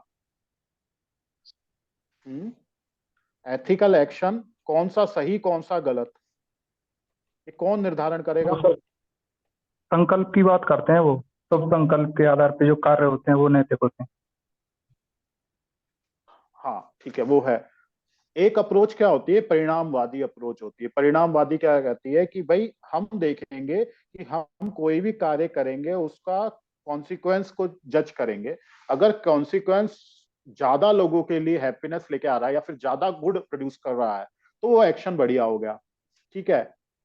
लेकिन कांट का कहना था कि भाई ये गलत है, परिणामवादी अप्रोच गलत है। आदमी को काम केवल इसलिए करना चाहिए for the sake of duty, और वही एथिकल एक्शन है, ठीक है। पहले क्या होता था, जब शुरुआत में सभ्यता का मतलब इवॉल्व होना चालू हुई, तो ये कहा गया कि जो डिवाइन ऑर्डर होता है या फिर जो भगवान ने जो आपको कह दिया वही सत्य है। अब चूंकि भगवान तो कोई विजिबल फोर्स था नहीं, तो जो भगवान के जो बेसिक रूप थे, फॉर एग्जाम्पल यहाँ पे ब्राह्मण हो गए या फिर आपके अदर जीसस हो गया, पैगंबर जो भी अलग अलग हो गए, इन्होंने जो डिवाइन कमांड दी थी वही सही है। तो पहले माइथोलॉजिकल रूप से जो चीजें बोली जाती थी उससे ही माना जाता था और सही है। फिर उसके बाद हम बात करते हैं ये नेचुरल लॉ की आप बात आने लगी या नेचुरल ऑर्डर की बात आने लगी। फिर तीसरी चीज इमैनुअल कांट आया जो लेटर ऑन स्टेजेस में आया, उसने कहा कि सही और गलत का निर्णय आदमी स्वयं ले सकता है। और स्वयं क्या ले सकता है, कि जो किया गया action for the sake of duty किया गया है वही एक्शन सही है। निरपेक्ष आदेश। कैटेगोरिकल जो इंपेरेटिव की जो वो बात करता है, मतलब एक्शन वही सही है, वो ये नहीं देखता कि एक्शन का परिणाम क्या होगा। वो ये कह रहा है कि भाई चूंकि ये उसकी ड्यूटी है, उसको करना तो इसलिए उसने करा, ठीक है। वो ये नहीं देखेगा कि भाई वो इफ और बट नहीं लगाता किसी भी एक्शन में, इफ और बट कोई कंडीशन अटैच नहीं कर रहा अपने एक्शन के साथ। वो तो एक्शन जो ड्यूटी के साथ जो किया गया एक्शन है वही एथिकल एक्शन है। चूंकि कंसेप्ट ऑफ ड्यूटी इस एथिक्स में डाली गई है, तो एथिक्स में हमें हमेशा इमैनुअल कांट को कोट करना है जब हम ड्यूटी के बारे में पूछा जाए, what actually is duty. Clear है सबको, क्लियर है यहां तक। Yes sir. वाली जैसा क्या होता है कि परिणामवादी अप्रोच में तो ये होता है कि कोई भी एक्शन हमने करा, उस एक्शन के परिणाम को जज किया। फॉर एग्जाम्पल कोई भी एक्शन हुआ, एक्शन के 3-4 आउटकम हुए, 1, 2, 3 और 4। हम इन चारों का एनालिसिस किया, जो एक्शन ज्यादा बेटर होगा उसको जज करा। सपोज करो 2 एक्शन अच्छा है तो हम ये वाला पाथ लेंगे, ठीक है। तो ये वाला पाथ जो हो गया, ये परिणामवादी वाली जो अप्रोच है, ये क्या कह रही है कि भाई कोई भी आपका एथिकल एक्शन है या फिर नैतिक कार्य है, वो किस पे डिपेंडेंट कर रहा है, परिणाम पर। चूंकि इस पे इफ और बट लिखा गया है, तो क्या होगा, ये काफी कॉम्प्लेक्स हो गया। कांट का ये कहना था कि चूंकि ये एक्शन तो मतलब बहुत ज्यादा, इसमें तो बहुत कॉम्प्लेक्सिटी है। एथिक्स तो यूनिवर्सलिटी की बात करता है, यानी कि सार्वभौमिकता की बात करता है, और जो सर्वव्यापी हो, जो सब पे लागू हो रहा हो, एक समान रूप से लागू हो रहा है। इसलिए उसने इसको नजरअंदाज करा और बात करी इमैनुअल कांट ने डियोंटोलॉजिकल एथिक्स की, यानी कि ड्यूटी बेस्ड एथिक्स की। मतलब ड्यूटी के से किया गया कार्य ही एथिकल कार्य है। मतलब इसमें बेसिकली ये कहा गया, ड्यूटी के साथ, ड्यूटी के सेंस के साथ किया गया कार्य ही क्या है, एथिकल वर्क है। ये हम आगे भी पढ़ेंगे। तो sense of duty basically Immanuel Kant के साथ हमें लिख के चलनी है। फिर आप उसको थोड़ा सा, अगर आप हिंदू वैदिक फिलोसफी के साथ पढ़ना चाहो तो ड्यूटी आप कहाँ पढ़ते हो, जो अपन ने वो पढ़ा पुरुषार्थ में पढ़ते हैं हम जब, वहां पे इसको थोड़ा सा लिंक करके कर सकते हैं। हमारी जो ड्यूटीज होती हैं हर आश्रम व्यवस्था में, हम उससे लिंक करके पढ़ सकते हैं। जो डिफरेंट डिफरेंट, जो हमारा ब्रह्मचार्य आश्रम हो गया, या फिर आपका ये गृहस्थ आश्रम आपका हो गया, या आपका वानप्रस्थ आश्रम हो गया, ये हर आश्रम में आपकी सर्टेन ड्यूटीज होती हैं। उन ड्यूटीज को आपको फुलफिल करते हुए चलना है। फॉर एग्जाम्पल, गृहस्थ आश्रम में आपको अपने पेरेंट्स को सर्व करना है, अपने बच्चों का टेक केयर करना है, उनकी शिक्षा का ध्यान रखना है, अपने घर में आए अतिथि का भी ध्यान रखना है। तो दीज आर बेसिक ड्यूटी। ये ड्यूटी अगर आपने धर्म के अकॉर्डिंग करी तो फिर वही मोक्ष आपको प्राप्ति होगी। बेसिकली वो कहानी वहां आ जाती है। इमैनुअल कांट, अगर हम मॉडर्न डे एथिक्स की बात करें तो एथिक्स ड्यूटी क्या होती है, एक सेंस ऑफ आपको वो देती है, एथिकल डिलेमा आपका रिजोल्व करती है। बेसिकली इसकी रिलेवेंस की अगर हम बात करें तो ड्यूटी से क्या होता है, एथिकल डिलेमा आपका रिजोल्व होता है। ठीक है। दूसरा आपका क्या होता है, आपको ड्यूटी, अगर आप सेंस ऑफ ड्यूटी से करते हैं तो आप परिणाम की चिंता नहीं करते। परिणाम की चिंता नहीं करते, ये किस कहां पे लिखा गया है, अगर हम इसको लिंक करें हिंदू फिलॉसफी से तो भगवत गीता। वो हाँ बिल्कुल, भागवत गीता। इसको भगवत गीता में भी लिखा गया है। ठीक है। कर्म कर्म करे, कर्म किए जाओ, कर्म किए जाओ, फल की चिंता मत करो। तो वो एक बात होती है, कर्म कर्म प्रधान बनाता है। चूंकि ये कर्म प्रधान बनाता है और एक्शन से आपको वो, मतलब उसके आउटकम से आपको विभोर कर रहा है, तो एक्शन में क्या आ रहा है, आपका एक्सीलेंस आ जाता है। योग कर्मेसु कौशलम जो अपन बोलते हैं ना, एक्शन में आपका एक्सीलेंस आ रहा है because of your duty based ethics. ठीक है। एक्शन में एक्सीलेंस क्यों आ रहा है, एक्शन में परिणाम की एक्सीलेंस चिंता क्यों आ नहीं रहा होगी। है, हाँ परिणाम की चिंता नहीं हो रही तो क्या हो गया, एक्शन विदाउट एनी फियर। हाँ without any fear you are doing your job. तो हो क्या रहा है, आपकी जो भी एट द प्रेजेंट में आप मैक्सिमम अपना दे पा रहे हो, प्रोडक्टिविटी आपकी मैक्सिमम, आपका पूरा जो कंसंट्रेशन है, पूरा जो वर्क है, वो एक सेंट्रलाइज फोर्स्ड होके उस पर वर्क कर रहा है। तो जो आपकी एक्सीलेंस आएगी उस पर्टिकुलर स्किल में बहुत जल्दी आ जाएगी।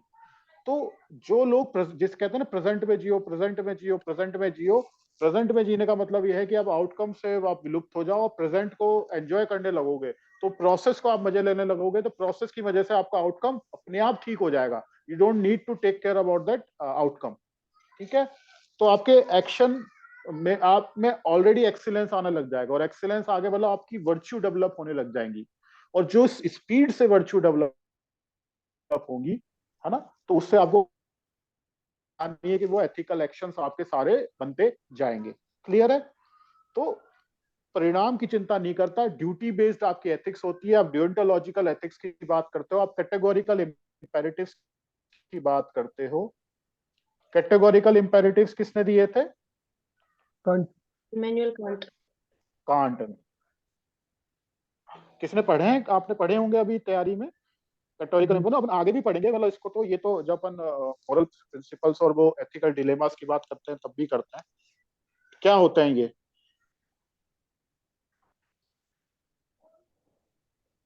कर्तव्य कर्तव्य तो के ये लिए करना टाइम चाहिए। स्पेस और सर्कमस्टांसेस पे डिपेंड नहीं होते हैं कोई भी। ठीक है। होते क्या है ये,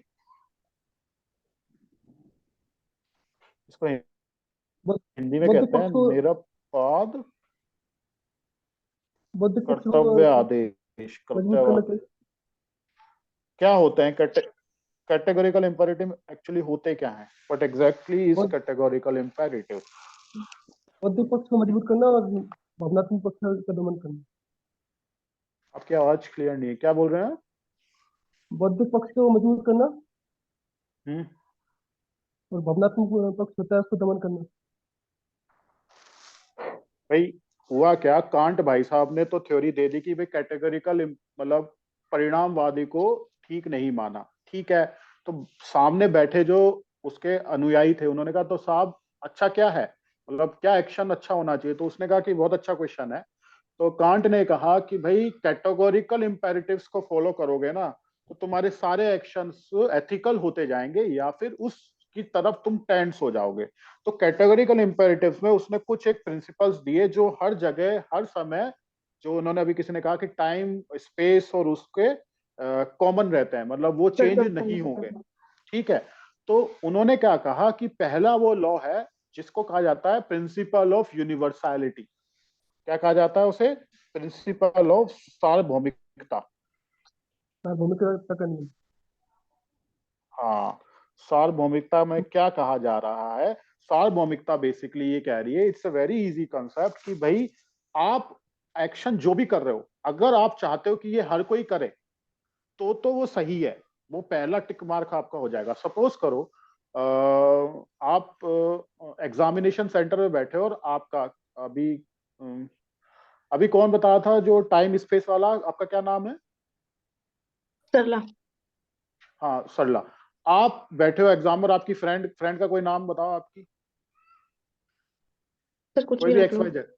खुशबू रखता है, हाँ। खुशबू, ठीक है।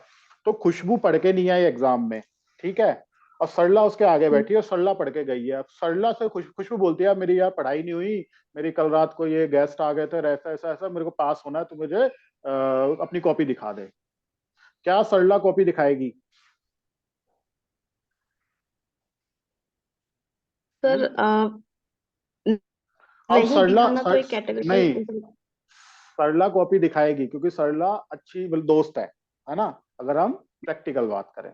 लेकिन कांट उसके अचानक उसके सामने कांट का भूत आएगा और कांट कहेगा तुम सरला गलत कर रहे हो। गलत क्यों कर रहे हो? क्योंकि वो कहेगा अगर तुम चीटिंग करोगे, जो तुम कृत्य करोगे, तुम ये सोच के देखो कि क्या सब लोग वो कर सकते हैं। अगर सब लोगों ने वो किया तो एग्जामिनेशन की कोई मतलब ही नहीं रह जाएगा। ठीक है, तो उसको उसने एक पैरामीटर दिया है कि हर एक्शन को जज करने का तरीका क्या हो सकता है। उसमें इफ एंड बट नहीं है, उसमें बेसिकली यह है कि उसको क्या यूनिवर्सलाइज किया जा सकता है कि नहीं। तो that is number one categorical imperative की जो बात हो रही है। मनुष्य ठीक को है, साध्य मानने का। हाँ, मतलब आपको ये जज करने का तरीका है ना कि अब जैसे फॉर एग्जांपल आपके पास मैं 9:30 से 6 बजे की टाइमिंग है ऑफिस की। आप सोच रहे हो आप 5:45 निकल जाता हूँ, क्या ही फर्क पड़ेगा? सपोज करो, और अपन सबने किया है ये, जो भी करते हैं अपन करते हैं। अब बिकॉज वी आर अपन नॉर्मल एक प्रैक्टिकल में आइडल की बात हो रही, चूंकि एथिक्स की, क्या वो सही है निर्णय सबका? कांट के हिसाब से गलत है, नहीं।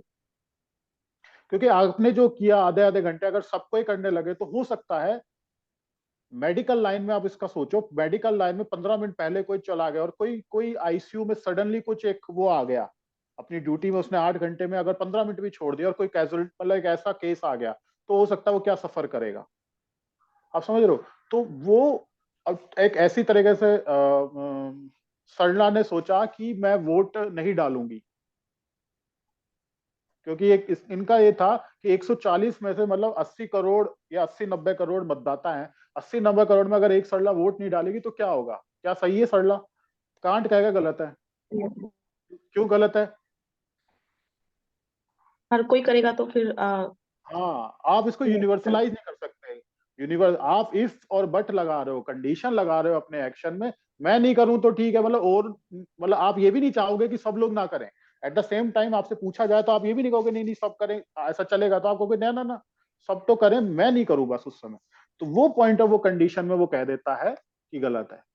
ठीक है, परिणामवाद अलग हो जाता है। परिणामवाद तो क्या करता है, एक्शंस के कॉन्सिक्वेंसेस देखेगा, उसके परिणामों की जांच करेगा, जो बेहतर होगा वो हिसाब से एक्स एंड वाई वो करेगा। लेकिन कांट कहता है मॉरल एब्सोल्यूटिज्म की तरह हम जाएंगे। ठीक है, एक एब्सोल्यूट नेचर में, और एब्सोल्यूटिज्म में होगा केवल सेक ऑफ ड्यूटी के हिसाब से बात होगी। अगर हम महाभारत की बात करते हैं तो महाभारत में भी ड्यूटी बेस्ड कौन चल रहा है? सबसे पहले ड्यूटी का पार्ट किसे पढ़ाया गया? अर्जुन को। ठीक है, अर्जुन को क्या ड्यूटी का पार्ट पढ़ाया गया? जब सामने उसके पितामह खड़े हैं, गुरु द्रोण खड़ा है, सब लोग रथ लेके खड़े हैं, बड़े बड़े महारथी खड़े हैं, और अर्जुन इधर खड़ा है, अर्जुन सडनली ड्रॉप कर जाता है और शिवर कर जाते हैं। भगवान कृष्ण उसे क्या कहते हैं?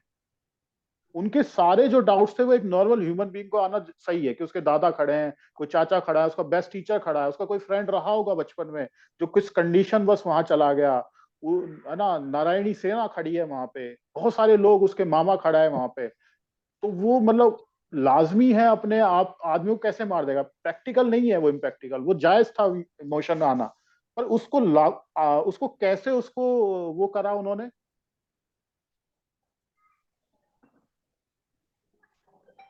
हाँ, कैसे करा,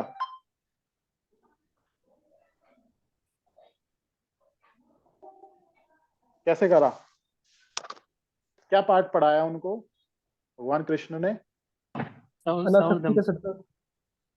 भगवान कृष्ण ने कहा कि क्षत्रिय धर्म है तुम्हारा, धर्म में क्या है, तो बेसिकली एक कायोटिक सिचुएशन है, मान लो अनर्थ की एक सिचुएशन आ रही है, या फिर तुम्हारा धर्म क्या कहता है, एज क्षत्रिय तुम्हारा क्या कहता है, अभी के पॉइंट ऑफ टाइम की बात तुम करो तो क्या कह रहा है, तो for the sake of duty तुम शस्त्र उठाओ, for the sake of duty तुम प्रहार करो, जस्ट तुम्हें कुछ नहीं सोचना, कोई कंडीशन नहीं लगानी, तो तुम्हारे दिया कारा गया जो भी एक्शन होगा वो एथिकल होगा उस पॉइंट ऑफ टाइम।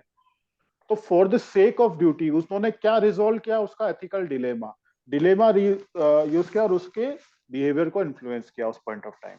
तो दैट इज ड्यूटी। ठीक है, क्लियर है सबको।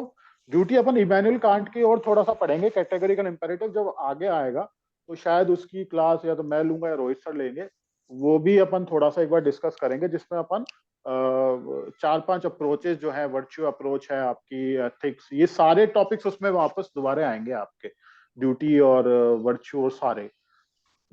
ठीक है, तो दैट इज रित हो गया आपका, ऋण हो गया और ड्यूटी हो गया। अब कौन सा टॉपिक रह गया आपका? Concept of good. Concept of good concept of good, good and virtue. Concept of good and virtue. तो अपन सबसे पहले वर्च्यू की बात कर लेते हैं। What exactly is virtue? Virtue क्या होता है हिंदी में? सद्गुण। हाँ, सद्गुण क्या होता है? सद्गुण, सद्गुण तो नाम ही अपने में सर्व वो है। हाँ? क्या होता है सद्गुण? उचित कर्मों के निरंतर अभ्यास से उत्पन्न गुण सद्गुण है। बहुत बढ़िया, इसे कहते हैं रेक्टिफिकेशन, बढ़िया है ना। तो कोई एग्जांपल, उसके उदाहरण, वर्च्यू क्या होता है? अभी आपने जो बताया एक बार वो मेरे को बताना, मेरे को इंग्लिश में जैसे विवेक है, याद है। एक वर्च्यू क्या होता है? Virtue is a position, is a positive value, trait और quality that is deemed to be morally good, ठीक, and is valued by the society।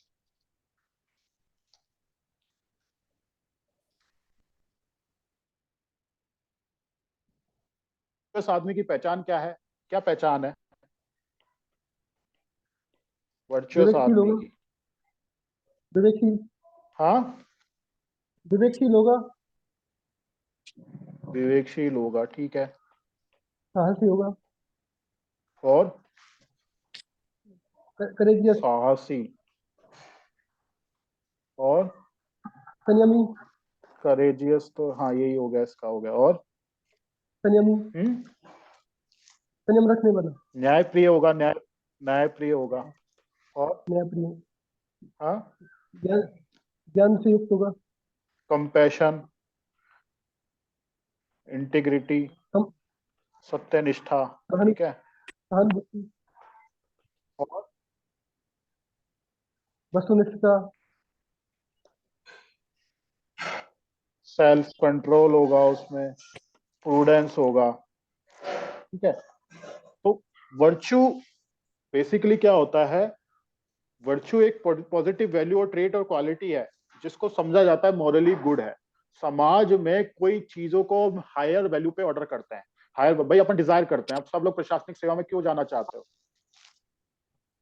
क्यों जाना चाहते हो? इसका एक कारण सबका कहीं ना कहीं समाज सेवा भी हो सकता है, या कुछ अच्छा बेटर करना है, सेल्फ के लिए कुछ करना है।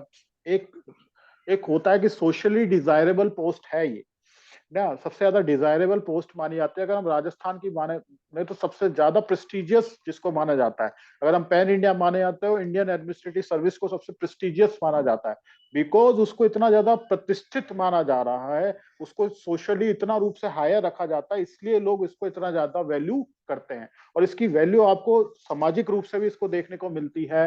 आप विवाह के नियमों में मतलब आप उसमें भी हिसाब से पढ़ो तो वहां पे भी आपको देखने को मिलती है। तो एक वर्च्यू क्या होता है, एक ऐसा सद्गुण होता है जिसको बहुत ज्यादा वैल्यू करा जाता है सोसाइटी के द्वारा। अब एथिक्स में वर्च्यू का क्या रोल, ये तो अपन ने समझा वर्च्यू क्या होता है, पर एथिक्स में वर्च्यू का क्या रोल।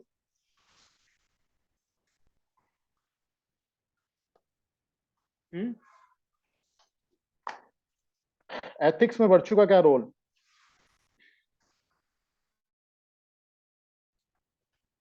एथिक्स और वर्च्यू का क्या मिलन, कोई बता सकता है। देखो अपन ने Sir, मैंने virtues जो motivates a person to do the ethical work, मतलब doing the work ethically in every aspect of life. Virtue क्या बोला आपने। सर, वर्च्यू जो होते हैं वो मोटिवेट करते हैं किसी भी पर्सन को हर एस्पेक्ट ऑफ लाइफ में एथिक मॉरली एक्ट करने के लिए। ठीक है, स्लाइटली आप you are on the right track. ठीक है, अब मैं थोड़ा सा आपको यहाँ पे दोबारा डिसीजन मेकिंग जो होती है, एथिकल डिसीजन मेकिंग में जो अलग अलग अप्रोचेस में एक और बात करना चाहूंगा। अपन ने अभी तो बात करी डिओन्टोलॉजी, आगे भी बात करेंगे। जैसे मैंने बताया डिओन्टोलॉजिकल में हमने बात करी थी अब ड्यूटी बेस्ड। मुझे कोई एक्शन करना है, कोई इफ और बट नहीं है, जस्ट बिकॉज ये मेरा धर्म है, मेरी ड्यूटी है, इसलिए मैं करूंगा। ठीक है, ये तो आ गई आपकी डिओन्टोलॉजिकल अप्रोच। दूसरी मैंने बताई थी आपको परिणामवाद, कॉन्सिक्वेंशियल। एक अप्रोच होती है वर्च्यू अप्रोच, सद्गुण अप्रोच जिसे कहते हैं। सद्गुण में क्या कहता है कि भाई आप ऐसे एक्ट ही बना लो। फॉर एग्जाम्पल, शायद ये थोड़ा सा एग्जाम्पल अपन जनरली रिलेट कर पाए। अगर आप जिम क्यों जाते हैं अपन, जिम क्यों जाते हैं अपन, या फिर कोई एक्सरसाइज क्यों करते हैं, क्यों करते हैं अपन एक्सरसाइज बेसिकली, फिजिकली क्या फिट रीजन हो रहना। सकता है। फिट रहने के, तो फिट रहने के लिए तो आपकी क्या हेल्दी बॉडी। क्यों हो गई, आपकी कॉन्सिक्वेंशियल अप्रोच हो गई परिणामवादी कि मैं फिट रहना चाहता हूं, मेरी अप्रोच फिट है। डिओन्टोलॉजी वाला कहेगा कि मैं फिट इसलिए रहना चाहता हूं ताकि ये हमें ह्यूमन बॉडी मिली है, भगवान ने हमें जन्म दिया है, तो हमारे को इसको अपना ध्यान रखना है, तो ये मेरी ड्यूटी है कि अपनी बॉडी का ध्यान रखूं, इसलिए फिट रहना चाहिए। ठीक है, तो वो duty for the sake of duty. और दूसरा उसको ये लगता है अगर मैं फिट रहूंगा तो मेरे आसपास वाले भी फिट रहेंगे, कंडक्टिव इफेक्ट होगा और एक हेल्दी सोसाइटी बनेगी। तो एक सेंस ऑफ ड्यूटी की वजह से वो कर रहा है। एक आदमी जिम इसलिए जा रहा है, एक आदमी इसलिए जा रहा है जैसे आपने कहा कि वो उसको फिट होना है ना, तो उसको अपना एक परिणाम देखना है कि उसको to have a better body, leaner body और बल्कियर बॉडी, मतलब वट जो उसका एक परिणाम है। वर्च्यू अप्रोच क्या कहेगी, वर्च्यू अप्रोच कहेगी कि वो फिट रहने के लिए इसलिए फिट रहेगा जस्ट बिकॉज हिस्टोरिकली उसकी एक मतलब एक हैबिट में आ गया था, मतलब ही वाज, उसने एक हैबिट ही डेवलप कर ली थी अपने आप में। चूंकि उसने हैबिट डेवलप कर ली थी, जो उसके सारे एक्शंस होंगे उसमें अधिकतर वो फिटनेस वाला क्राइटेरिया रखेगा। वर्च्यू अप्रोच बेसिकली कहता है कि तुम ये मत देखो कि ड्यूटी की वजह से कर रहे हो, ये तुम मत देखो कि परिणाम बाद है, तुम अब बचपन से लेकर जब तक बड़े हो रहे हो तब तक एक ऐसी हैबिट डेवलप कर लो कि तुम्हारी नेचर में ही आ जाए कि भाई लव करना तुम्हारी नेचर में आ गया, कंपैशन होना तुम्हारी नेचर में आ, तुम हो इसलिए नहीं रहे क्योंकि तुम्हें ये ड्यूटी करनी है या फिर तुम्हें कोई कॉन्सिक्वेंस देख रहे हो ना, जस्ट बिकॉज तुमने ड्यूटी ही मतलब ये वर्च्यू एक्वायर कर लिया। वर्च्यू मतलब हैबिट का पार्ट बन गए। मुझे फिट रहना ये मेरी हैबिट में आ गया, मैं चलता हूँ, मैं मतलब 10,000 स्टेप में पहले से ही चलता रहा था, साइकिल का मैं यूज करता ही हूँ, मैं पब्लिक ट्रांसपोर्ट का यूज करता हूँ, मैं जनरली मैं क्या है एनवायरमेंटलिस्ट कैसे बन गया, पेड़ पौधे वैसे से उगा रहा हूँ, ये मेरी हैबिट में अगर आ गया तो डेफिनेटली वो कल्पना जो वो सोसाइटी की जो कल्पना है उसमें जो सारे एक्शन जो वर्चुअस आदमी करेगा वो एथिकल करेगा। आप समझ रहे हो, वर्च्यू अप्रोच में इनकलकेशन होता है उन हैबिट्स का जो आदमी को वर्चुअस बनाती है। तो एरिस्टोटल, सोक्रेट, प्लेटो ये लोग कहते हैं कि वर्च्यूज डेवलप करो, यानी कि हैबिट ही इनकलकेट करो। हैबिट इनकलकेट करोगे तो आप वर्चुअस पर्सन बनोगे, और वर्चुअस जब पर्सन बनोगे तो आपके द्वारा किया गया जो भी कृत्य होगा वो एथिकल होगा, बिकॉज वो आपकी पार्ट ऑफ हैबिट बन गए। आपको वो पता ही नहीं चलेगा कि वो, मतलब आप उसके लिए अलग से स्ट्रेस नहीं ले रहे कि वेदर इट इज एथिकल और अनएथिकल, आपको ये सोचना ही नहीं पड़ेगा। जस्ट बिकॉज आपकी अपब्रिंगिंग ऐसी हुई है कि आपने वो हैबिट्स में ऐसी एथिकल वैल्यूज इनकलकेट किया है, आपने वर्च्यू ऐसे डेवलप कर लिए, दैट्स व्हाई आपके द्वारा जो भी किया गया एक्शन वो कैसा होगा, एथिकल होगा। इसलिए फैमिली, सोसाइटी और एजुकेशनल इंस्टीट्यूशन का रोल बहुत ज्यादा इंपॉर्टेंट हो जाता है आपके वर्च्यू डेवलपमेंट के लिए, आपके सद्गुणों के विकास के लिए इनका रोल इंपॉर्टेंट हो जाता है। बिकॉज फ्रॉम द आप 0 से लेकर जब आप 15-16 साल तक एक सोसाइटी में बाहर जाते हो या जॉब करते हो, तब तक आपकी पर्सनालिटी डेवलपमेंट का पार्ट बन चुका है गुड वर्च्यूज। क्योंकि गुड वर्च्यू आपका बन चुका है, जब आप समाज में जाओगे, आप प्रशासक बनोगे, या फिर कहीं कॉर्पोरेट में जाओगे, या फिर कोई आर्मी में जाओगे, किसी भी तरह का काम आप करोगे, किसी तरह कार्य करोगे, वहां पे चूंकि आपने वर्च्यू, आपने एज एन हैबिट डेवलप कर लिया, आपके द्वारा किया गया जो भी एक्शन होगा वो एथिकल होगा। तो वर्च्यू अप्रोच हमेशा ये कहती है कि जस्टिस, मतलब आपकी अगर हमें सोसाइटी को वर्चुअस बनाना है या फिर एथिकल एक्शंस इनकॉर्पोरेट करना है, तो rather than consequentialism, deontology, make it a virtuous, मतलब एक सोसाइटी बनाओ जहां पे हमारी हैबिट में इनकलकेट हो जाए, ऑनेस्टी हमारी हैबिट में आ जाए, हमारे फिलेंथ्रोपी हमारी हैबिट में हो जाए, केयरिंग हमारी हैबिट में आ जाए, लव हमारी हैबिट में आ जाए, कंपैशन हमारी हैबिट में हो जाए। तो ये सारे वर्च्यू इतने डेवलप हो जाए कि हमारे ये एक्शन वो होंगे। क्लियर है सबको? क्लियर है? Yes sir. ठीक है। तो वर्च्यू बेसिकली एक हायर ग्रेडर, एक हायर ऑर्डर में एक पॉजिटिव वैल्यू है, एक ट्रेट है, ये क्वालिटी है जिसको माना जाता है एक मॉरली गुड है। ठीक है। और जिसको सोसाइटी में बहुत ज्यादा उसको चेरिश्ड किया जाता है, बहुत वैल्यूड किया जाता है। तो ये तो एक अपना बेंचमार्क हो गया। ठीक है। नंबर 2, वर्चुअस अप्रोच में क्या करता है, हमारी हैबिट्स में ही अच्छे सद्गुण इनकलकेट हो जाते हैं। चूंकि हैबिट्स में इनकलकेट हो जाते हैं तो हमारे दिए द्वारा जो भी वर्चुअस आदमी होगा वो अच्छा एक्शन करेगा। अब कोई भी आप बड़े से बड़ा गांधी जी ले लो, या फिर आप बड़े बड़े लीडर्स आप ले लो समाज में, स्वामी विवेकानंद ले लो, या फिर कोई भी आप रविंद्रनाथ टैगोर ले लो, जिससे भी आप चीजें सीखोगे, आप ये देखोगे उनमें कोई ना कुछ क्वालिटीज हैं। दे वर द मैन, मतलब वर्चुअस मैन थे, कुछ ना कुछ उनमें वर्च्यूज थे, वो हमें सीखने चाहिए। ये कहा जाता है ना, lesson from the life of teachings, ये वर्च्यू सीखने के लिए है।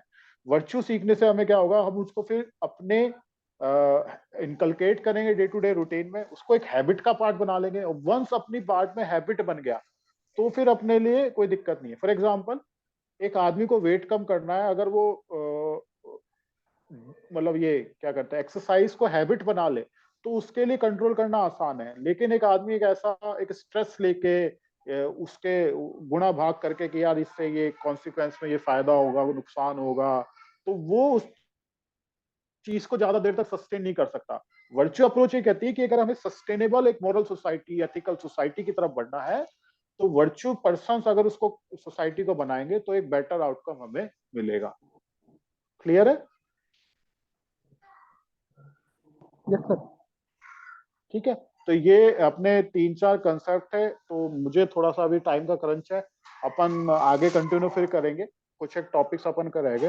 तो ये थोड़ा सा ब्रीफिंग है, अपन को एथिक्स के बारे में थोड़ा सा आपको पता चल गया। हर चीज में अपन को बस बेसिकली ये ध्यान रखना है कि कीवर्ड्स का तड़का लगाना है। और दूसरी ये चीजें हैं कि हमें एथिक्स के जो थिंकर्स हैं जो हम आगे पढ़ेंगे, हमने उसको थोड़ा सा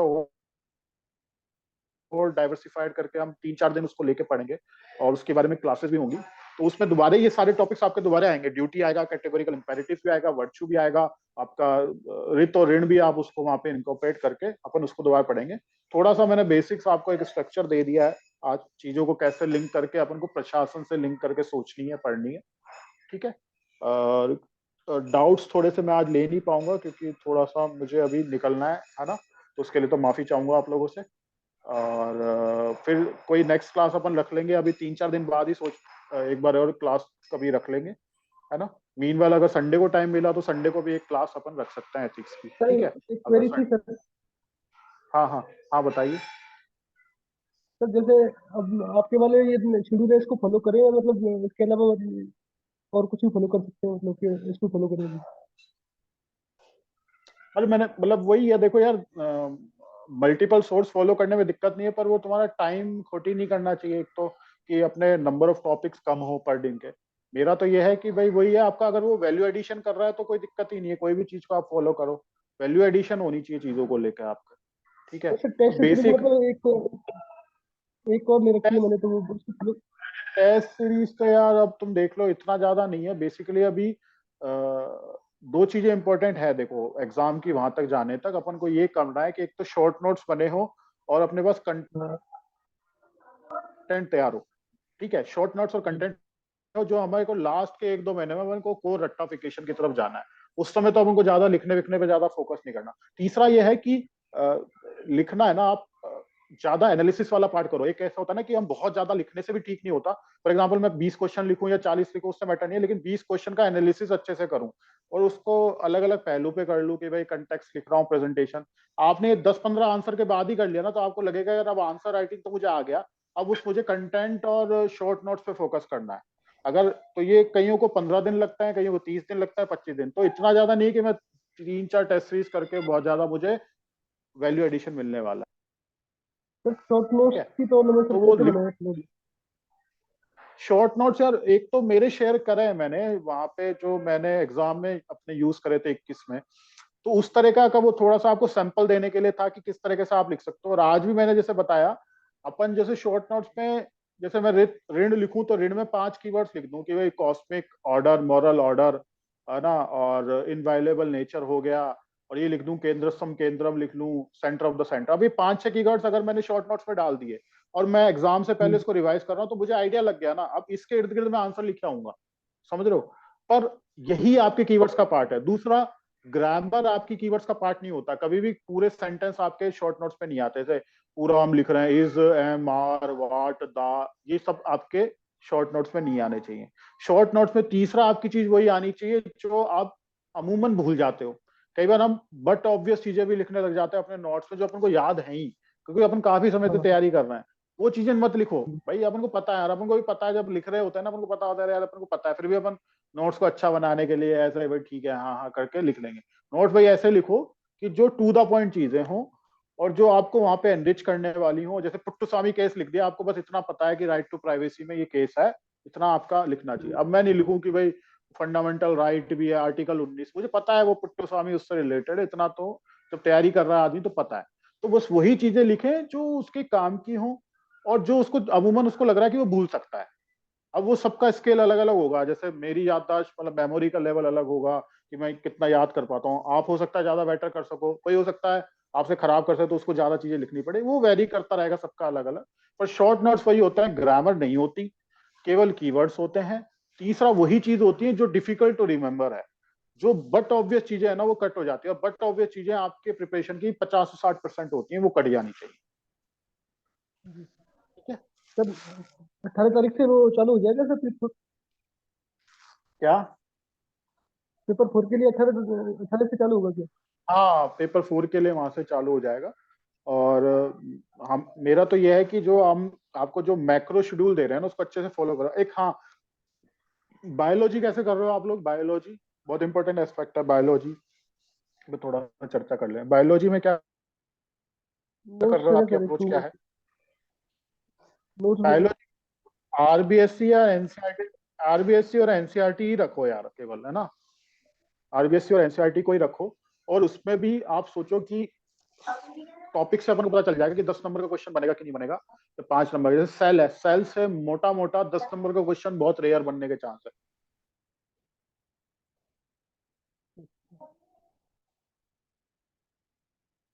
सर P4 में ये कंपोजिशन वाला आज डेली डेली प्रैक्टिस रहेगा?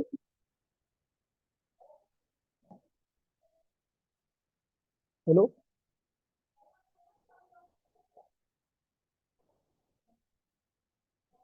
हेलो।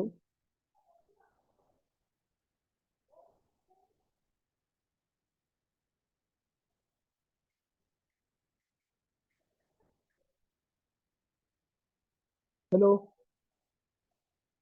हेलो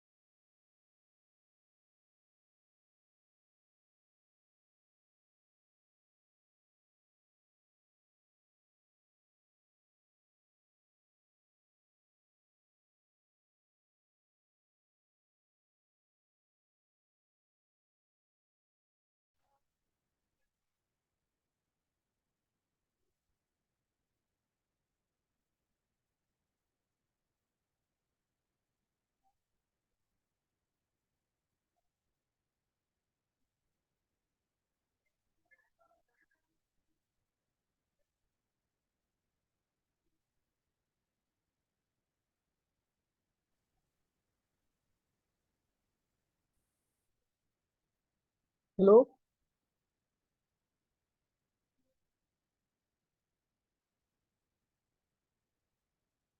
नेक्स्ट कर देंगे सर।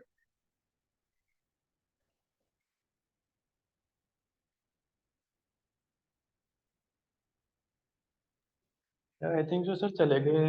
आवाज नहीं आ रही सर की बोल रहे नहीं वो। हेलो आवाज नहीं आ रही। हेलो। हाँ सर, बोलिए सर, आवाज आ रही है। हाँ ठीक है, तो अपन अभी थोड़ा सेशन ऐड करते हैं, उसके बाद फिर आगे मोस्ट प्रोबेबली संडे को एक बार कोशिश करेंगे, संडे को एक बार वो दोबारा सेशन ले लें, है ना। तब थोड़ा सा बायोलॉजी को थोड़ा सा एक बार वो ले लेंगे, किस तरीके से बायोलॉजी को अप्रोच करना है, तो थोड़ा साइंस का आपका थोड़ा आइडिया लग जाएगा। बायोलॉजी और टेक्नोलॉजी थोड़े इंपॉर्टेंट चीजें हैं साइंस में, इसको ध्यान रखना।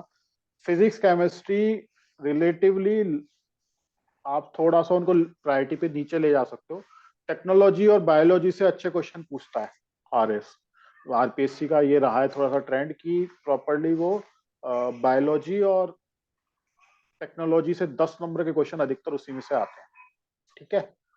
तो उस पर थोड़ा सा अपन को फोकस करते हुए चलना है। डायग्राम्स का रोल इंपॉर्टेंट है, टेबल्स का रोल इंपॉर्टेंट है, डिफरेंसेस वाले क्वेश्चंस बहुत आते हैं, फिजन और fusion, sound wave, electromagnetic wave आपको दे रखा है, तो इनमें डिफरेंस हमेशा याद करके जाओ, है ना। तो जो एंड करके लिख रखे हैं उसमें से हमेशा क्वेश्चन, हमेशा एग्जामिनर की क्या रहती है यार, दोनों टॉपिक कवर हो जाएंगे तो क्वेश्चन डिफरेंस करके आपसे पूछ सकता है ना। तो ये थोड़ा सा देखना स्मार्टली कि भाई एग्जाम में कई टॉपिक्स ऐसे एंड करके दे रखे हैं तो उन दोनों में क्वेश्चन पूछ सकता है आपसे, ठीक है। और क्वेश्चन बहुत डायरेक्टली पूछे जाते हैं तो साइंस में स्कोर करना ज्यादा रिलेटिवली इजी है ना, एज कम्पेयर, जस्ट उसमें नंबर ऑफ टॉपिक्स ज्यादा है तो वो थोड़ा सा टफ लगता है कि यार इतने ज्यादा टॉपिक एकदम से कैसे कवर होगा। पर अगर आप उसको आइसोलेशन में धीरे धीरे टॉपिक्स डे टू डे उसको डिवाइड करके करते हैं तो चीजें थोड़ी सी आसान हो जाएंगी, ठीक है। Yes sir. ओके तो अभी के लिए थोड़ा सेशन एंड करते हैं। थोड़ा क्वेरी आज मैं ले नहीं पाया, इसके लिए थोड़ा सा माफी चाहूंगा, ठीक है। आगे आप नेक्स्ट में उसमें पूरा आपका कोशिश करेंगे, ठीक है। आप सर एक सबमिट और करें मैं आंसर, मतलब फिर इवेल्युएशंस का आप वो करें, अब इवेल्युएशन आपकी कॉपी आना चालू हो जाएगी, ठीक है, तो अभी एक प्रोसेस आपका सीक्वेंशियल वे में अब चलता रहेगा। सर एक करिए और हम्म जो पेपर 4 में सर कंपोजिशन वाला पार्ट है उसमें डेली प्रैक्टिस होगी उसमें? कंपोजिशन वाले पार्ट में वो आपका वो शेयर हो गया क्या, आपका स्केड्यूल वगैरह? अभी नहीं हो सर। हाँ वो होगा, उसमें सब कुछ वो क्लियर हो जाएगा, उसमें वो लिख देंगे कि कैसा क्या है, तो उसको सर कंपोजिशन की डेली डेली प्रैक्टिस होती है। वो डेली होगा, वो मैक्सिमम उसमें वो डेली सा ही रहता है, उसमें वो 8 तरह के लेटर हैं। तो हमारे प्रीवियस प्रोग्राम में उसमें डेली बेसिस पे रहता था कि वो लेटर्स राइटिंग का रहता था कंपोज, उसमें हाँ निविदा का रहता था, अलग अलग परिपत्र हैं वो अलग अलग तरीके से वो डिस्ट्रीब्यूट करके वही रहता। इंग्लिश वाला ठीक है, पार्ट पे थोड़ा सा हाँ वो दोनों वो हमेशा वैसे रहेगा, ग्रामर प्लस वो है। तो मेन तो हमारा फोकस प्रोग्राम का कंपोजिशन पे रहता है कि ग्रामर तो अल्टीमेटली रट्टाफिकेशन है, सबको पता है वो, मतलब वो रटने से ही होगी जितने आप रटोगे, पर वो कंपोजिशन प्रैक्टिस मांगती है और थोड़ा सा स्किल डेवलपमेंट उसमें हो सकता है, वो स्किल्ड वाला पार्ट आ जाता है, तो उस पर हमारा ज्यादा फोकस रहता है। ठीक है, वो 120 और 80 मार्क्स है, तो 120 मार्क पे अपना ज्यादा फोकस थोड़ा सा रहता ही। ठीक है, ओके। और कोई डाउट हो तो वो मेंटरशिप कॉल तो आप कर ही सकते हैं, है ना? कोई वैसा आपका वैसा हो, इंडिविजुअल कोई डाउट हो, वैसा डाउट हो, तो आप you can raise your query वहां पे। पर बेसिकली अभी एथिक्स का मैंने थोड़ा आपको बता दिया, ब्रीफ कर दिया कि कैसे क्या करना है। सिमिलरली अपन थोड़ा आगे करते जाएंगे तो एथिक्स के कंसेप्ट आपके क्लियर हो जाएंगे, तो आपको बेसिक्स कुछ हद तक आपको क्लियर हो जाएंगे, तो आपको थोड़ा सा अप्रोच ईज आउट हो जाएगा कि सब्जेक्ट को कैसे आपको कैटर करना है। ठीक है, तो अभी थोड़ा सा मैं आपसे वो चाहूंगा। थैंक यू, है ना? आपका फर्स्ट सेशन था, ऐसे ही चलते रहेंगे अपने सेशंस। ठीक है, और आप लिखते रहिए, लिखना बहुत जरूरी है प्रोग्राम का, कोई बाकी फिर कोई सेंस नहीं है। ठीक है सर एक रिक्वेस्ट थी सर। हम्म सर ये अपने जैसे जो अपने मीटिंग करते हैं इस पे, तो थोड़ा हम्म जैसे 6 बजे बाद रहे तो ज्यादा सही रहता सर। अरे हाँ, नहीं वो रखने, वो आज भी था लेकिन मेरे को क्या है कमिटमेंट था यार, आज कुछ बाहर जाना था, इसलिए जी जी मैंने जी। थोड़ा सा टाइम, जनरली क्या है वो 8-9 बजे ही रखते हैं हम भी मीटिंग की, सब लोग उसमें वो कर पाए, और सैटरडे संडे रखते हैं। तो आज तो मेरे को कहीं कुछ जाना था, इसलिए मैंने 4 बजे रख ली, और वैसे हम सैटरडे संडे ही रखते हैं, पर मैंने कहा आज रख लेता हूँ, मैं थोड़ा सा फ्री हूँ, कल मुझे जाना है फिर कहीं, तो इसलिए थोड़ा सा एक दिक्कत आती है, टाइम का थोड़ा सा कभी अगर मिसमैच होता है तो अपन क्या है यूट्यूब शेयरिंग भी कर सकते हैं, वो तो अमूमन 8-8:30 बजे ही रखते हैं अधिकतर केस, ओके सर, है कोई ना? दिक्कत नहीं। ठीक sir. Okay okay okay, thank you thank you. Okay, thank you everyone, okay, and thank all you the sir. Best, है ना? Thank you all the sir. Best, all the best.